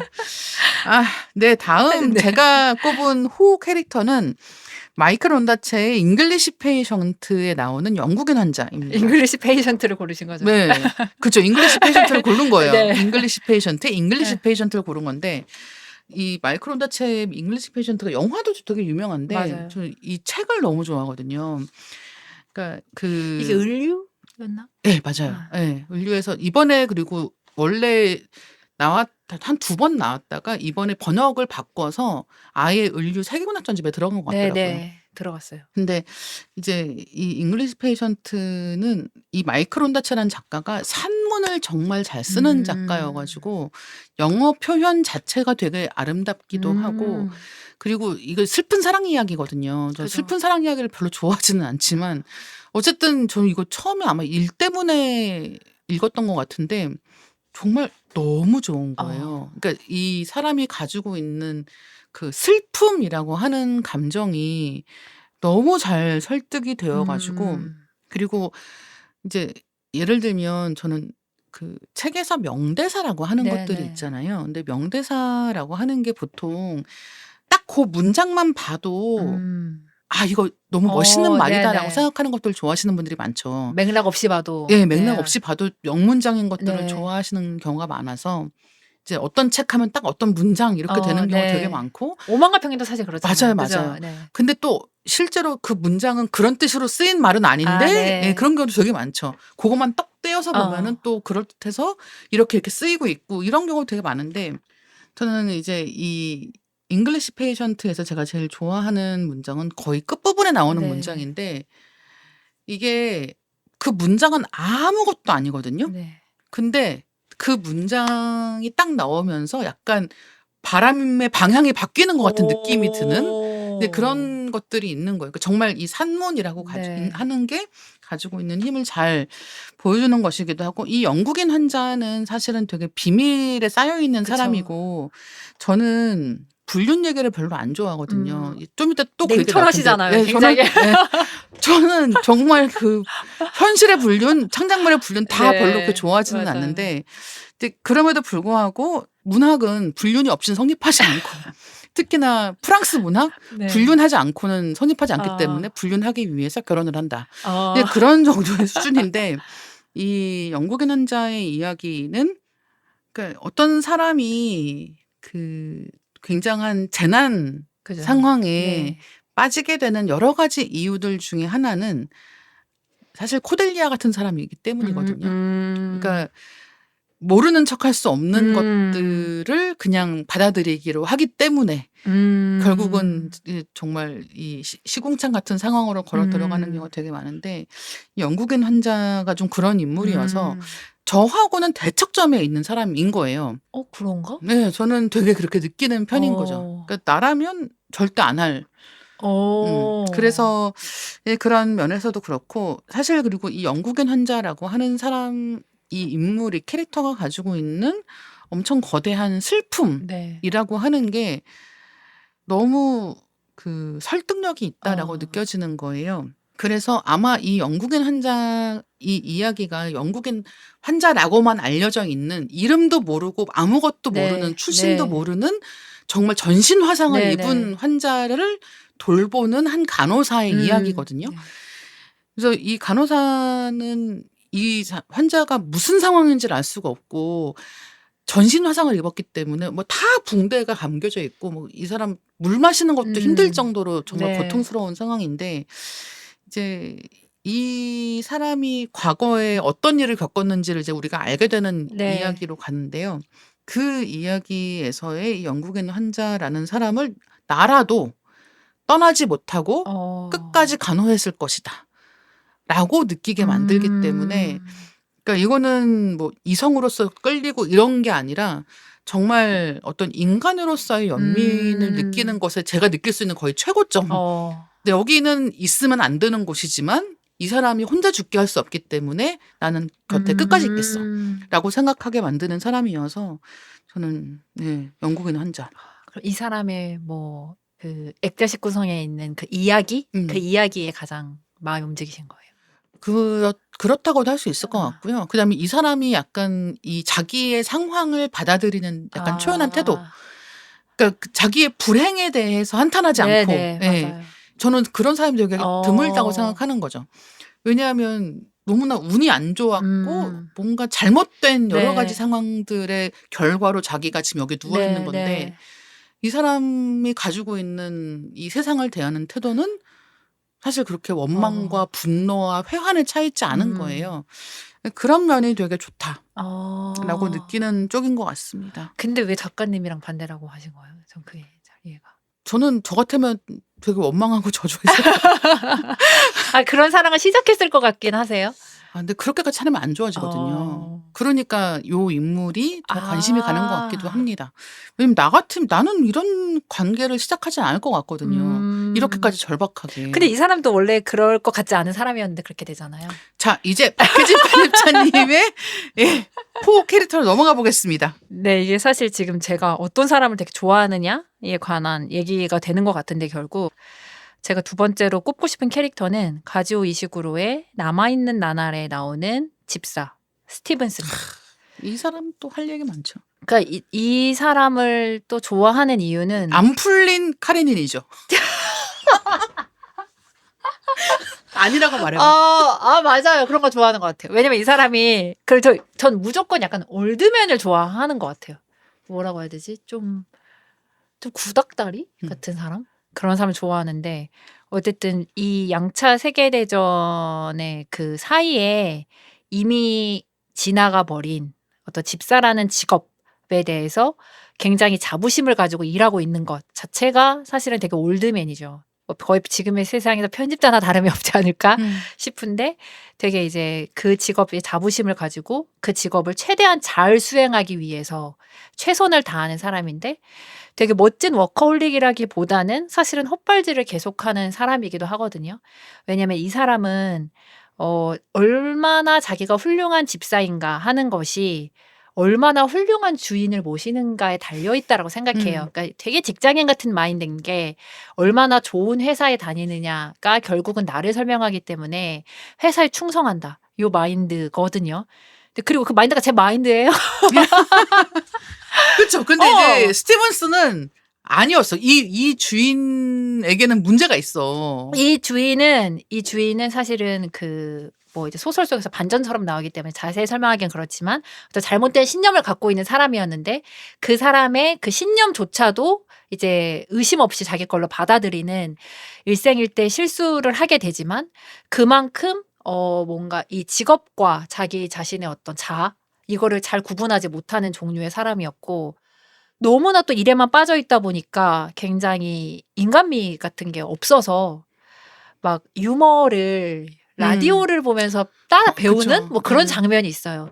근데 저는 사실 그 또 장면도 미국인 주인이 오면은 맞아요. 미국식 조커를 해야 되니까 난 영국인인데 이제 그거를 막 라디오를 통해서 막 유머를 배우고 하는 그런 장면들이 이 사람이 얼마나 바보같이 자기 일을 하는 사람이고 그럼에도 불구하고 그걸 잘 해내고자 하는 자부심이 있는 사람이고 그 일을 사랑하는 사람인지 이런 걸 보여주는 것 같아서 저는 이런 사람들을 보면 미워하기가 되게 힘든 것 같아요. 그렇죠. 저는 그 약간 뭐라고 해야 되지? 열심 속으로 빠져든다? 약간 이런 느낌 느낄 때가 있는데 뭐 예를 들면 팀장님이 이제 외부에서 업체에서 오셨으니까 무슨 회의 들어가라 갑자기 얘기하실 때가 있어요. 그럼 내가 할 일도 바쁜데 내가 이 회의까지 가야 되나? 라고 하면서 이제 그런 말 속으로 생각만 하면서 들어가죠. 그러면 이제 업체 사장님이 계신데 근데 가만 듣고 있다 보면 그 사장님이 엄청 뭔가 준비해 오신 티가 날 때가 있어요. 그래. 근데 이제 그 사장님이 연세가 중년이고 뭐 이 유저들의 마음을 잘 몰라서 밤새 엄청 고민해 오시긴 했는데 핀이 안 맞아. 핀은 안 맞아. 근데 그럴 때 저는 자세가 고쳐 앉게 돼요. 뭔가 음. 이 사람이 하는 말을 들어야겠다라고 생각을 하고 이 사람이 이만큼 노력을 해왔으니까 나는 지금 여기 노력 안 하고 갑자기 들어왔지만 뭔가 여기서 이 겸상을 하려면 리스펙이 있어야 되는 거죠. 네. 이 정도 노력의 캐파를 맞추려면 내가 여기서 열심히 들어야겠다는 생각이 들어서 결국 그 회의가 함정인 이유가 뭐냐면 제가 마지막에 그 사장님한테 엄청나게 많은 걸 약속하고 나오는 거예요. 사장님 제가 이거 이 정도까지 해서 맞춰드릴게요. 이거 제가 이렇게 해서 해줄 테니까 여기만 해주시면. 그래서 결국 제가 그 회의 끝에 일을 엄청나게 싸질러지고 나오게 되는 거예요. 그래서 나와서 내가 왜 그 말을 했지? 막 이거 제가 뭐 영문판으로 한번 만들어 보겠습니다. 내가 왜 그 약속을 했지라고 하지만 그 순간 그분이 엄청나게 막 노력하시는 모습을 봤을 때 그 노력의 마음이 움직이고 그래서 제가 막 그분께 이런 말도 했어요. 근데 사장님 얘기하시는 거 보니까 엄청 F이신 것 같아요. 되게 낭만적인 계획 많이 세워오셨네요. 그랬더니 저는 완전 T인데요. 뭐 윤종신이 그런 말 했잖아요. 뭐 처자식 생각하면 낭만이 생긴다고. 저도 이걸로 먹고 살아야 하다 보니까 자다가도 막 아이디어가 생각나서 적어왔어요. 이렇게 말씀하시는 거예요. 그 순간 내가 이제 이분을 위해서 뭘 같이 할 수 있을까? 딱 이 마인드가 되는 거예요. 근데 뭔가 그럴 때 이 사람에 대한 인간적인 존경심도 생기고 정말 뭔가 어쨌든 나도 보조를 맞춰서 같이 열심히 가야겠다라는 생각이 들어서 뭔가 열심히 막 하고 계신 분들을 보면 그 열심으로 빠져드는 상대의 열심에 빠져드는 느낌이 드는데 저는 그 느낌 되게 좋아하거든요. 근데 이 스티븐스라는 사람을 만약 실제로 만났다라고 하면 어쨌든 그 집사라는 역할이 누가 보기에는 막 그렇게 중요하지 않은 일처럼 보일 수도 있지만 이 스티븐스는 2대째 집사인 걸로 나와요. 그래서 그 아버지도 사실 집사인데 한 번은 엄청나게 어려운 고객을 맞은 적이 있어요. 나는 원래 예를 들면 A라는 집의 집사인데 이 A라는 집에 B라는 손님이 온 거예요. 근데 그 B가 누구냐면 자기 아들이 전사한 전쟁에서 그 군대를 이끌었던 장군이었나 이래요. 그런데 이제 이 집주인도 이 사람한테 얘를 모시라고 하는 게 너무 비인간적이니까 빼주겠다고 하거든요. 근데 아니다 괜찮다라고 하면서 그 사람을 모셔요. 근데 그 장군이 입이라도 다물고 있어야 되는데 막 나중에는 막 자기가 그 전쟁에서 뭐 어떻게 했었는지 막 그런 걸 막 자랑 삼아 얘기하는 거예요. 그러니까 듣기가 얼마나 괴롭겠어요. 내 아들이 저 사람 때문에 사실 죽은 거나 다름없는데 저 사람이 잘 처신했었으면 아들이 살아올 수도 있었는데 여기서 마치 그걸 모험담처럼 얘기하니까 굉장히 슬플 거 아니에요. 근데 그럼에도 불구하고 자기의 실존과 직업적 실존을 구분할 때 직업적인 품위가 완성된다. 이런 말이 나오거든요. 근데 그 아버지가 그런 생각을 가지신 분이었고. 근데 그럴 때 인간이 소외된다니까요. 이게 그쵸. 현대 철학적인 관점이야. 내가 하는 일이 나의 어떤 자아상과 부합하지 않는 상황에서 그 자리에 존재하게 만드는 것이야말로 인간 그쵸. 소외를 만든다고요. 아마 그 아버지의 영혼의 상처가 났겠지만 근데 저는 그 말은 되게 멋있더라고요. 맞아요. 왜냐면은 제가 막 3년 차, 5년 차 이럴 때 진짜 막 일이 뭐냐 막 이렇게 할 때 봤을 때 뭐가 그 직업적인 품위? 품위라는 말 잘 쓰지 않잖아요. 품위라는 자체가 저는 되게 올드한 말이라고 생각하고 거의 일상어에서는 사어에 가깝게 된 말이라고 생각을 하는데 근데 품이라는 말이 아니면 안 되는 맞아요. 그게 있어요. 네.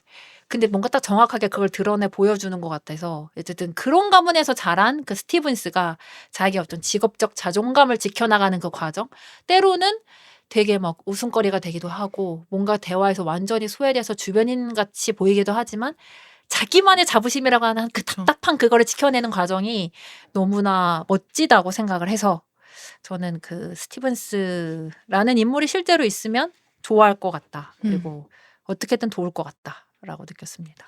그럼 저희 이번에는 불호 캐릭터 한번 얘기를 해볼까 하는데요. 저는 불호 캐릭터가 너무 많아요. 거의 사람에 관심이 없으시다면서 왜 이렇게 싫어하는 거 많으시죠? 다 싫어.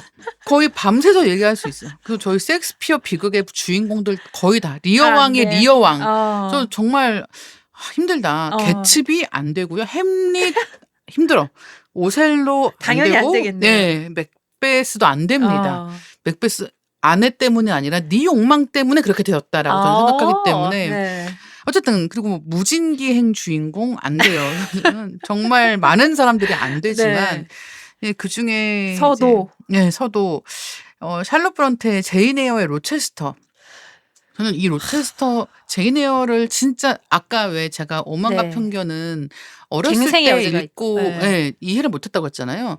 제인 에어는 어렸을 때 읽고도 무슨 얘기인지 알겠고 네. 제가 이 결혼한 사람들의 어떤 부정한 관계에 대해서 별로 좋아하지 않는 연장선에서 거의 으뜸. 예, 거짓말까지 하니까? 결혼식장에 아내의 오빠가 등장하잖아요. 그니까요. 거의 내가 생각할 수 어렸을 때 읽다가 뭐라고? 왜냐하면 로체스터라고 하는 사람이 가지고 있는 품위. 이 사람은 그 앞까지는 다 너무 어떤 네네. 그런 것을 갖추고 있는 전형에 가까운 인물로 나오는데 이제 그 결혼식 날 벌어지는 일, 그다음에 네. 그 사실은 아내가 그 그죠, 집에 맞아, 있잖아요. 맞아, 같은 맞아. 집에 있다고. 여보세요. 지금 아내가 같은 집에 있는데 그 호러야, 사람을 호러. 호러 진짜 호러거든요. 왜 고딕 호러에 여기가 이 작품 들어가겠어요. 저는 지금도 유럽 무슨 그런 성 네. 이런 데 갈 때 저 꼭대기에 있는 방에 커튼이 한쪽은 잘 매여 있는데 한쪽이 풀려 있는 것 같은 거 보면은 저게 누가 있지라는 생각을 늘 하는데 그게 이 작품 때문이다. 그러니까 그 워낙 이 제인 에어와 로체스터의 이야기가 유명하기 때문에 광막한 사르가소 바다라고 해서 네. 진 리스라는 작가가 이 로체스터와 그 아내 네. 버사 메이슨의 전사에 대해서 아예 소설을 쓴 것도 있고 네. 그리고 이제 이 페미니즘 문학 비평 이야기를 할 때 다락방에 미친 여자라고 해서 네네, 아예 맞아요. 그 요 이야기에서 그 버사 메이슨이라고 하는 그 아내의 존재를 중심으로 요 제인 에어 이야기를 하는 이제 그런 책도 있을 정도로 이 작품에서의 로체스터와 그 아내의 관계는 굉장히 중요하게 다루어지고 그죠. 있는데 제인 에어에서는 그 이야기를 완전히 제인 에어 입장에서 하잖아요. 그쵸. 저쪽 편의 이야기를 전혀 보여주지 않고 이쪽에서만 이제 이 카메라를 들고 보여주고 있는 상황이고 이제 그런 이 로체스터라는 사람은 이쪽에서 보여주든 저쪽에서 보여주든 매우 문제가 맞아요. 많다. 너무 문제가 많고 그러니까 제인 에어 입장에서든 버사 메이슨 입장에서든 다 문제가 너무 많은 사람인데 가장 큰 문제는 뭐냐? 위선? 그쵸. 그리고 결국은 이 마지막에 가서 독자들이요. 나는 그와 결혼했습니다로 가잖아요. 네. 그리고 그 말이 딱 나오는 순간 나도 모르게 어떻게 잘 됐다 같은 생각을 하고 있는 거지. 그게 날 열받게 만든다. 그래서 저는 제인 에어에서의 로체스터가 약간 킹받는 느낌으로 항상 생각하게 되는 것 같아요. 저도 이 캐릭터를 좋아하기 때문에 오히려 킹받는다라고 생각을 하는 것 같습니다. 그럼 제일 처음에 읽으셨을 때는 어떤 느낌이셨던? 그 어릴 때 읽으셨을 때? 어릴 때 읽었을 때는 저는 완전히 이 버사 메이슨이라고 하는 네. 아내가 이 둘의 사랑의 방해물이라고 생각을 했었죠. 그러니까 그게 저도 처음에 어렸을 때, 읽었을 때. 네. 네. 어렸을 땐 그렇게 생각을 맞아요, 했어요. 맞아요. 왜냐하면 이 이야기는 그렇게 진행되기 때문에 그 사람이 없었으면 됐는데 그 사람이 있었고 근데 그 사람이 먼저 있었잖아. 그죠. 먼저 있었죠. 근데 그렇게 생각을 안 한 거지. 마치 갑툭튀한 맞아요. 것처럼. 근데 어쨌든 어렸을 때는 저는 그래서 완전히 방해물이라고만 생각을 했었고 이게 나중에 이제 다시 읽을 때마다 이건 너무 말이 안 된다는 생각밖에 들지가 않는 거죠. 그랬다. 자, 맞아요. 편집자님이 불호 캐릭터로 꼽아주신 인물은? 저는 그 앞에 작가님이 그 머릿말 하실 때 매혹이든 진절머리든 한 끗 차이여서 분명히 싫다고 생각했는데 좋아지고 좋아했는데 지긋지긋해지고 그렇더라고요 라고 하신 부분 있잖아요. 되게 공감을 했던 게 방금 로체스터도 그렇지만 내가 아예 좋아하지 않는 사람을 엄청 싫어할 수 있나? 그러니까. 라는 생각이 맞아요, 들어요. 맞아요. 근데 저는 그런 의미에서 비슷하게 이디스 워튼의 여름에서 그 남자 주인공이죠. 하니를 꼽고 싶어요. 왜냐면 제가 하니에게서 좋아하는 부분은 하니의 직업과 외모거든요. 아이고 배야. 하니는 대도시에서 온 건축가로 그려져요. 저희 아버지가 건축가세요. 그래서 저는 어렸을 때부터 그 집을 그리는 거, 건물 그리는 걸 진짜 멋진 일이라고 생각을 해왔어요. 게다가 이게 이제 건축하시는 분들은 말이 돼 하실 텐데 저희 아버지가 CAD를 다루지 못하는 건축가예요. 그러니까 예를 들면 작가인데 한글 프로그램 못 쓰고 종이에다 그림. 은퇴하시는 날까지 종이에다가 그림을 그리셨고 직원분이 그거를 구현을 해 네, 네. 주셨었어요. 그렇게 건축을 하셨었는데 그러다 보니까 이 정말 제가 그 아버지가 그린 그 집 그림을 되게 많이 막 치우고 하면서 항상 그걸 굉장히 멋있다고 생각해 왔기 때문에 이 한이의 직업 그리고 계속 집을 보면서 뭔가 설명을 해 주잖아요. 그게 이제 맞아, 너무 맞아. 낭만적이라는 감각이 있고 게다가 한이가 그 한이의 외모를 묘사하는 대목이 있는데 한이가 처음에 그 체리티랑 어떤 도서관에서 만나는데 책을 찾을 때 근시라서 미간을 찌푸려요. 근데 그 미간을 찌푸렸는데 그 모습이 어떤 호소하는 듯한 표정 같았다. 이렇게 써 있거든요. 근데 저는 그 미간을 찌푸렸을 때 아름답다라는 게 되게 제 이상에 부합하거든요. 왜냐면은 혹시 그 효빈이라는 말을 아시는지 모르겠는데 그게 이제 무언가를 맹목적으로 따라하는 거 잘 알지 못해서 따라하는 걸 효빈이라는 표현을 쓰는데 그게 원래 그 주인공이 그 중국의 서씨예요. 근데 서씨가 그래, 그 얘기 유명하죠. 예. 속이 안 좋아서 얼굴을 찌푸리고 있었는데 그 모습이 너무 아름다워서 뭇 여인들이 서씨를 따라서 얼굴을 찌푸렸더니 뭐 아름답지 않았는데 더 안 아름다워졌더라 하는 내용이 사실은 그 효빈의 네, 고사에 골자거든요. 있어요. 예. 예. 근데 그게 웃는 모습은 사실 누구나 어느 정도 예쁘고 사랑스럽죠. 그거는 그냥 어떤 인간적인 영역에서 사랑스러운데 뭔가 찌푸리는 모습이 아름답다라는 거는 정말 사실은 외양이 아름다울 때 그렇게 뭘 될 해도 수 있다고 아름다운. 예, 생각하거든요. 근데 여기서 한이가 책을 찾을 때 근시라서 미간을 찌푸리는데 그 모습이 호소하는 듯한 표정 같았다는 게 되게 제가 좋아하는 스타일이 아닌가라는 생각이 들었고. 근데 저희가 지금 불호 캐릭터 얘기를 하고 있다는 거. 그죠, 그죠. 여기까지가 되게 좋은 부분인 거예요. 왜냐면은 좋은 부분이 있어야 싫어할 수 있거든요. 그러니까 한이가 직업도 그렇고 외모도 그렇고 되게 저의 스타일인데 문제는 한이는 약속을 하지 않는 사람인 거예요. 그 약속을 하지 않는다는 게 저는 뭐라고 해야 되지? 그 머릿속으로 굉장히 계산을 많이 하는 사람만 약속을 하지 않을 수 있다고 생각해요. 왜냐면 웬만큼 평범하게 나쁜 사람, 좀 충동적인 사람들 이런 사람들은 순간의 분위기에 취해서 그쵸. 약속을 할 수가 있어요. 근데 한이는 처음부터 끝까지 약속을 하지 않거든요. 예를 들면 어디 뭐 여행을 가서 체리티에게 무슨 보석을 사주는 장면이 있는데 그 장면에서도 반지를 줄 수 있는 상황에서 브로치를 준다든가. 도대체 브로치가 뭐야? 브로치라는 건 진짜 그냥 장식품이잖아요. 그러니까 브로치를 준다든가. 긴 것 같지만 아니고. 긴 것 같지만 아니고. 아닌 건 확실한데 또 아니라고만 할 수는 없는 딱 아. 그 순간에 있는 애매한 것들을 항상 약속하는 거죠. 그러니까 이 약속 말만 빼고 다른 부분에서는 약속을 하지 않았다라고 딱 잘라 얘기하기는 힘든 그 선에서 이렇게 찰랑찰랑 하는 거기 때문에. 어떻게 그렇게까지. 왜냐면은 보통 자기가 되게 좋아하고 그 순간 어떤 분위기가 잡히면 지키지 못할 약속을 할 수도 있거든요. 그렇죠. 근데 이 사람은 정말로 약속을 하지 않아요. 근데 그 대목이 되게 좀 계산적이고 정말로 사랑을 잘 모르는 사람이라는 생각이 들어서 이 한이에게 되게 시간이 지나갈수록 이 작품은 실망을 하게 되잖아요. 근데 결국 그게 이 앞에 너무나도 이상적인 그 외모와 어떤 직업적인 저의 선호 이거에 딱 맞아 떨어져서 더 큰 실망을 하게끔 만드는 완전 불호로 가게끔 만드는 그 과정이라고 생각해요. 특히나 그 밀회를 하는 어떤 장소가 나와요, 산속에. 근데 이제 거기에 그 체리티 양아버지가 들이닥쳐서 막 이제 막 쏘아붙이고 너 얘랑 결혼할 거야 말 거야 하고선 나가버리는데 그 사람이 딱 나가고 난 후에 이 참을 수 없는 정적이 있는 그 몇 분간에 대한 묘사가 있어요. 왜냐면 체리티는 그 순간 그 사람이 나가고 나면 놀랬지. 근데 내가 있잖아. 사실은 너한테 말은 못했지만 나는 늘 너랑 결혼하고 싶은 마음이 있었어. 이런 말을 할 거라고 생각하는데 주저하면서 뭐 놀랬지. 그리고 그 양아버지한테도 얘가 다 큰 성인인데 왜 간섭하세요? 이런 식으로 말한 대목이 있어요. 뭔가 그 순간 정말 사실은 한이는 체리티와 미래를 생각하지 않았다는 게 수면 위로 드러난 장면이 있거든요. 근데 그 장면에 대한 묘사도 그렇고 뭔가 이 약속하지 않는 사람에게 느끼는 배신감? 이런 남자는 안 돼. 안 돼. 안 돼. 안 돼. 약속해도 안 지키는데. 맞아. 제 말이 그 말이에요. 약속조차 하지 않아? 왜 같이 있으려고 해? 라는 생각밖에 들지 않는 맞아요. 거예요. 그래서 저도 너무너무 동감입니다. 여름이 좋은 이유는 사실은 이런 머리를 좀 식히게 만든다고 해야 되나? 네, 그런 면에서 제목은 여름이지만 그렇다.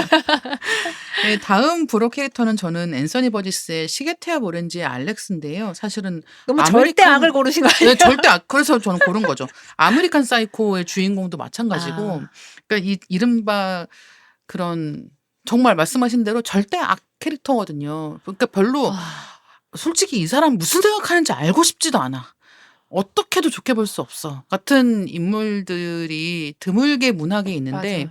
왜냐면 드물게 있는 이유는 문학 작품에는 악한 인물이 수없이 나오지만 대체로는 이 사람이 왜 이렇게 되었는지를 어느 정도 짐작할 수 있는 백그라운드 속에서 등장하거든요. 근데 이제 그렇지 않은 경우들도 있다.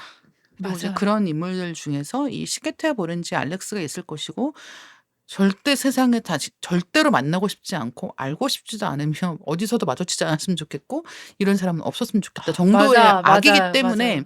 이것은 뭐 처음에도 얘기를 했지만 일반적인 면에서의 어떤 이 사람이 가지고 있는 단점이라든가 나랑 안 맞는 점들은 나랑 안 맞는 거지 다른 사람들하고는 잘 맞을 수도 있고 지금은 안 좋게 보이지만 상황이 바뀌면 이 사람도 여유를 음, 가지고 음, 대하면서 좋아질 수 있고 그러니까 예를 들면 저도 마찬가지였던 것 음, 같거든요. 제가 되게 안 좋은 상황에 있을 때는 안 좋은 결정들을 하고 음, 안 좋은 방식으로 뭐 어떤 감정적인 음, 반응을 보일 수 있지만 상황이 안정되면 훨씬 더 여유를 가지고 모두하게 대할 수 있단 말이죠. 그러니까 어떤 사람을 이야기할 때 그냥 지금 이 순간에 이 사람에 대해서 완전히 한쪽으로 매도하는 건 음, 저는 불가능하다고 보는 네네. 거예요.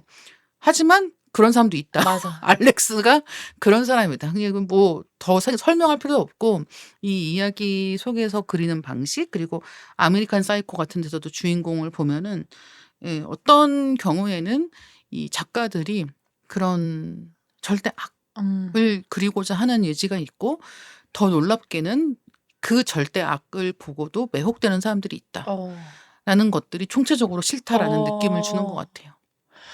저 이 영화와 소설을 같이 읽는 독서 모임을 한 적이 있어요. 음. 그래가지고 처음에 영화를 봤던 것 같아요. 영화를 이렇게 무슨 공간 안에 틀어놓고 뭐 같이 보는 거였는데 제가 이 영화를 보다가 중간에 혼자 나왔어요, 그 방을. 그래. 막 어지러워서 음. 진짜 막 올라올 것 같다? 그 느낌 느껴가지고 혼자 이렇게 엎어져 있었던 기억이 나거든요.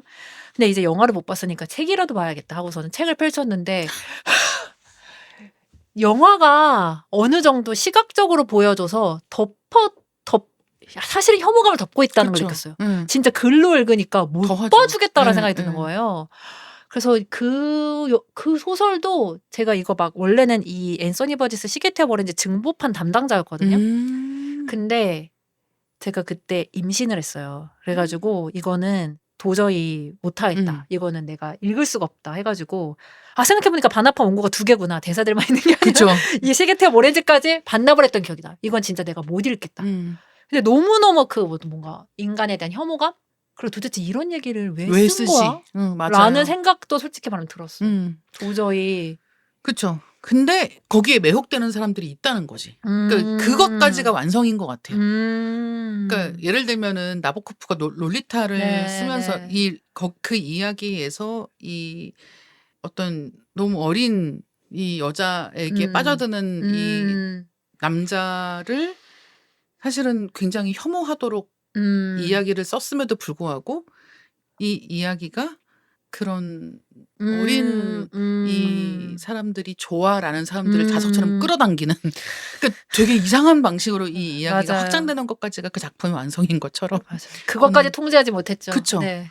이 경우도 마찬가지라는 생각이 들어서 누군가는 그러니까 이렇게 일말의 여지도 없는 이야기라고 생각하는데 누군가는 이것을 동경하는 것까지가 이야기의 완성이라고 생각을 해서 불호에 넣었습니다. 맞아.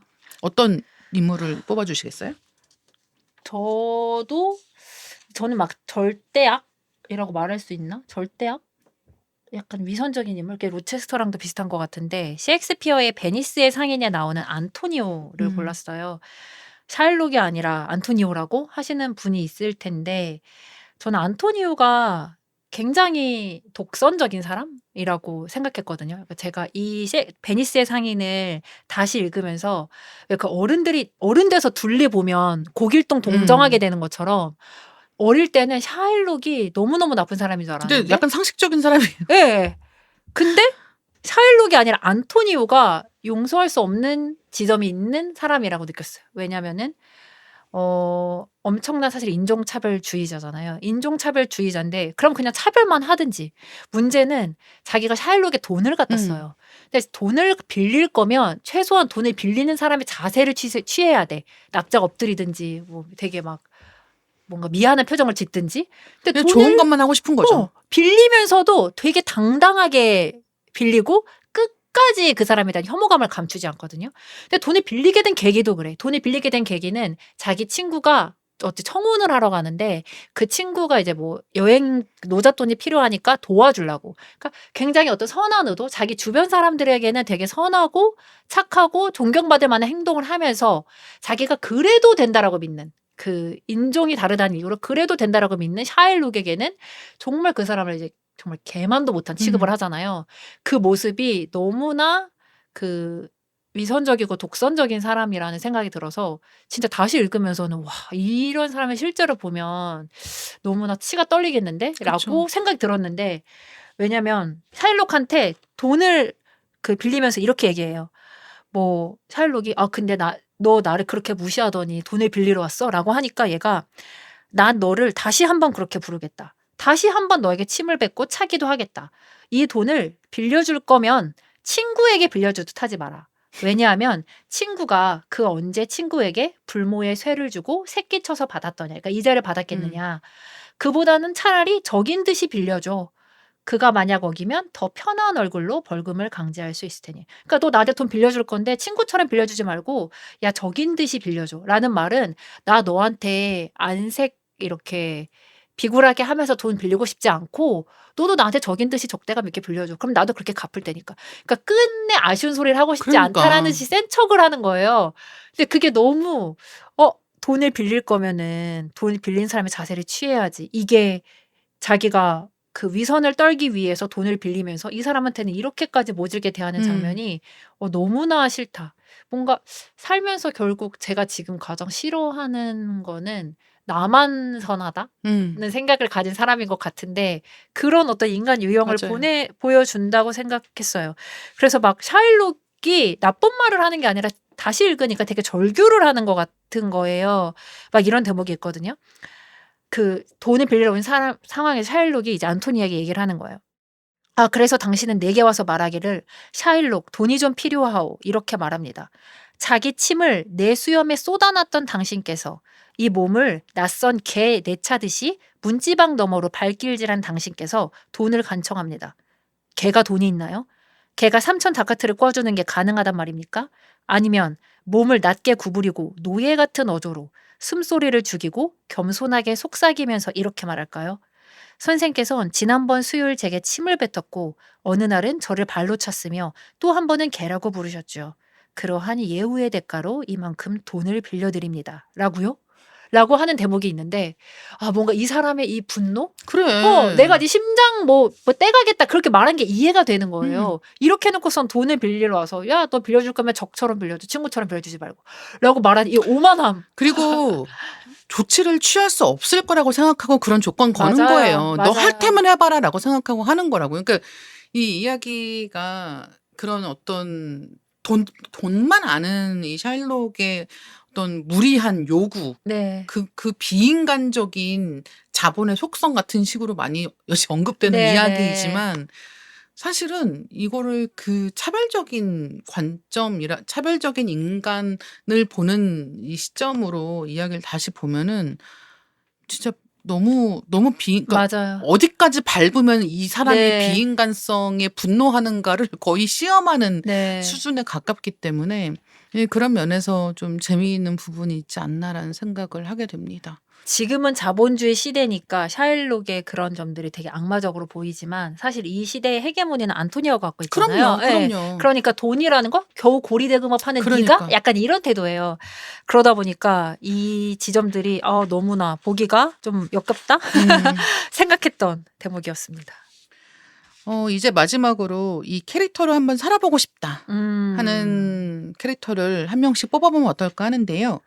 어떤 캐릭터 뽑으셨어요? 저는 또 까미네요. 패스트에 나오는 리유 의사를 꼽았습니다. 왜냐면은 여기서 리유가 되게 어떤 최악으로 치닫는 상황 속에서도 내가 성자가 될 수 없기 때문에 나는 의사가 되었다라고 얘기를 하잖아요.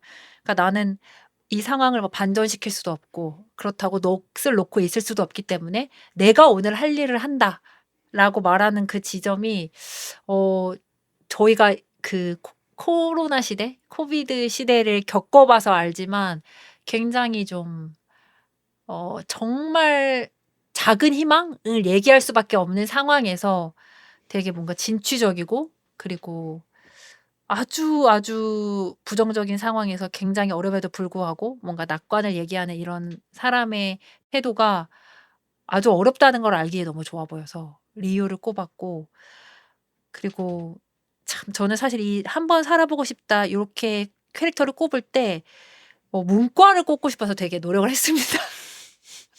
제가 문과니까 작가나 이런 캐릭터 중에서 꼽아보려고 했는데 결국은 의사를 꼽았던 게 뭔가 이런 재난 상황 속에서 실질적인 뭔가 도움을 주잖아요. 리유가 사람을 살리잖아요. 근데 이 소설 속에서 그 모습이 너무 멋있어 보였던 것 같아요. 뭔가 여기서 막 계속 어떤 신부님은 또 뭔가 막 재앙을 얘기하고 하늘에 천벌 얘기하고 기록하는 사람도 있고 기자도 있고 하지만 결국 사람을 살리는 건 여기서 이 리유였다라는 점이 근데 되게 뭔가 현실적이고 실질적인 도움을 주는 이 역할이 되게 멋있다라는 생각을 할 수밖에 없었던 것 같아요. 그쵸. 패스트 보고 나면은 패스트는 결국은 이런 재난 상황에 대처하는 여러 유형의 인간을 보여준다고 했을 때 그러면은 읽다 보면은 '나는 어떤 인물에 가장 가까운가.'에 대해서 생각을 해 보게 되는 것 같아요. 그리고 내가 어떤 인물과 가까운가를 떠나서 '어떻게 해야 되는가? 맞아요. 어떤 사람이 음. 되어야 이런 어려운 난국을 잘 뚫고 나갈 수 있을 것인가? 더 많은 사람들이 살아남을 수 있을 것인가?' 같은 생각을 하게 되는데 거기에서 리유라고 하는 사람은 굉장히 좋은 사례가 되지 않나라고 생각을 하고 저는 헤르만 헤세의 시타르타의 시타르타를 생각을 했는데요. 시타르타는 사실 이 종교 기독교도 그렇고 불교도 그렇고 아무것도 갖지 못한 사람이 무언가를 깨닫는 음.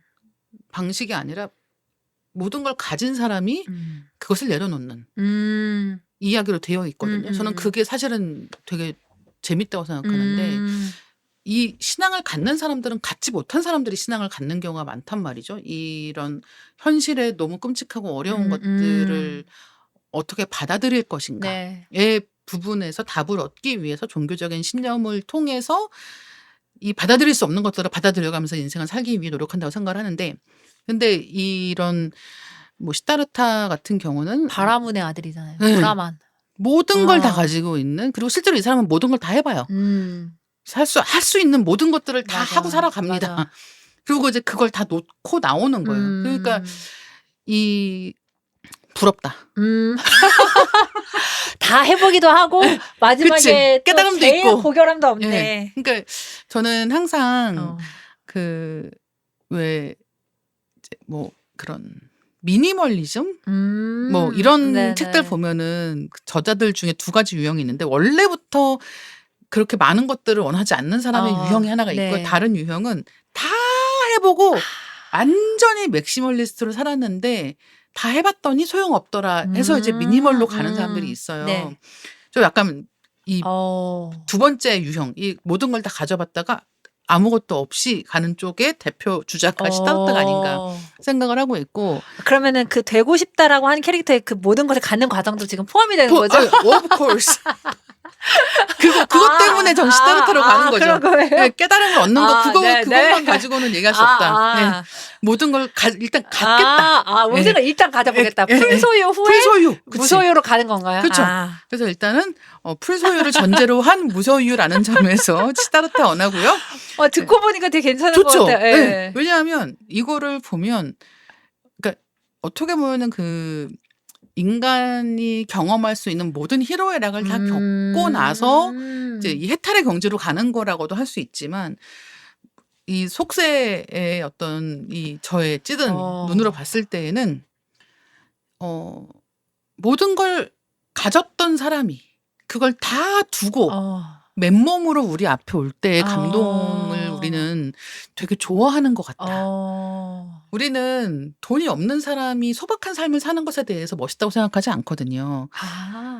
이거 되게 웃긴 얘기란 말이에요. 그래서 그냥 이 사람이 자기의 가치관의 바탕을 두고 소박한 삶을 살아간다. 이걸로는 사람들이 그렇게 좋아하지 않고 많이 가진 사람이 그것들에도 불구하고 소박한 것에 대해서 저렇게 의외야. 소박하게 약간 이런 반응을 보이는 이 세상에도 시다르타 너무 잘 어울리고 그렇지 않은 세상에도 이미 이 사람은 너무나 훌륭한 인물이었기 때문에 복합적인 의미에서 일단 풀소유를 원한다는 점에서 시다르타지만 어쨌든 뭐 책도 재미있고 맞아요. 네, 저는 뭐 말은 이렇게 했지만 그 모든 것을 가지고 누릴 수 있음에도 불구하고 그렇게 하지 않기로 선택한다는 게 얼마나 어려운지에 대해서 그거는 네, 불가능하죠. 사실 누가 굳이 그걸 두고 하지 않겠어요. 근데 어쨌든 시다르타는 그런 면에서 굉장히 독보적인 캐릭터로서 존재하는 사람이기 때문에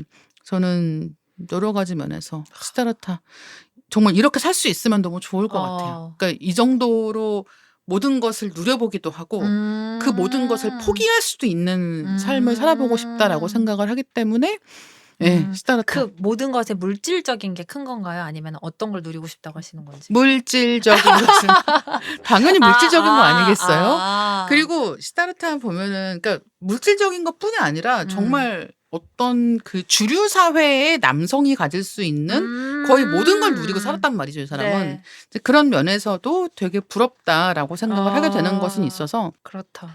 그렇죠. 그다음에 결국은 이 사람이 깨달음을 얻음으로 인해서 어떤 그 해탈의 경지에 오르는 거잖아요. 그러니까 그런 것까지가 완성인 거죠. 그러니까 이 사람은 결국은 이 구루까지 되네. 네, 속세에 여기에 얽매이지 않을 수 있었던 사람이거든요. 그러니까 우리는 사실 살면서 좀 이걸 초월하고 싶은 마음이 항상 있잖아요. 하지만 초월이 되지 않잖아요. 왜냐면 가진 게 없기 때문이죠. 근데 이제 그거를 가진 것을 내려놓는 방식으로 거기에 올라갈 수 있다는 점에서 굉장히 신기한 인물이다. 그리고 이 사람은 일반적인 소설 주인공이 아니다. 맞아. 그런 면에서 그렇게 얘기해 볼 수 있을 것 같습니다. 이게 감히 사실은 가져보지도 않아서 갖고 내려보는 것까지는 그러니까 상상을 못 해봤는데 말씀 듣고 나니까 괜찮죠. 되게 좋을 것 같다.